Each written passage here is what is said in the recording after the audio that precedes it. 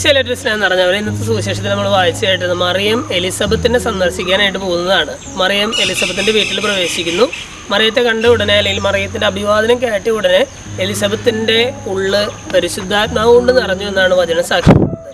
പരിശുദ്ധാത്മാവിനാൽ നിറഞ്ഞ എലിസബത്ത് സംസാരിക്കുന്ന വചനങ്ങൾ നമ്മൾ ശ്രദ്ധിക്കണം. അത് ഭയങ്കര സന്തോഷം നൽകുന്ന വചനങ്ങളാണ്. പരിശുദ്ധാത്മാവ് നിറഞ്ഞ എലിസബത്ത് ഉടനെ മറിയത്തോട് പറയുകയാണ്, അല്ല, എൻ്റെ കർത്താവിൻ്റെ അമ്മ എൻ്റെ അടുത്ത് വരാനുള്ള ഭാഗ്യം എനിക്ക് എവിടെ, നീ അനുഗ്രഹീതയാണ്, എൻ്റെ ഉദരഫലവും അനുഗ്രഹീതമാണ് എന്നൊക്കെ പറഞ്ഞിട്ട് വളരെ സന്തോഷം നിറഞ്ഞ വർത്തമാനങ്ങൾ ഈ മറിയത്തോട് എലിസബത്ത് പറയുകയാണ്. പരിശുദ്ധാത്മാവ് നിറഞ്ഞ എലിസബത്ത് പറയുകയാണ്.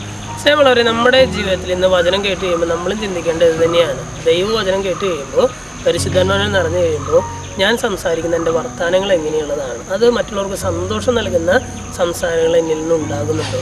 ഇന്നത്തെ വചനഭാഗം കേട്ട് കഴിയുമ്പോൾ പരിശുദ്ധാത്മാവിനാൽ നിറഞ്ഞ് മറ്റുള്ളവരോട് വളരെ സന്തോഷത്തോടെ സംസാരിക്കാനുള്ള ഒരു കൃപയ്ക്കായിട്ട് നമുക്ക് പ്രാർത്ഥിക്കാം. ദൈവം നമ്മെല്ലാവരെയും സമൃദ്ധമായിട്ട് അനുഗ്രഹിക്കും.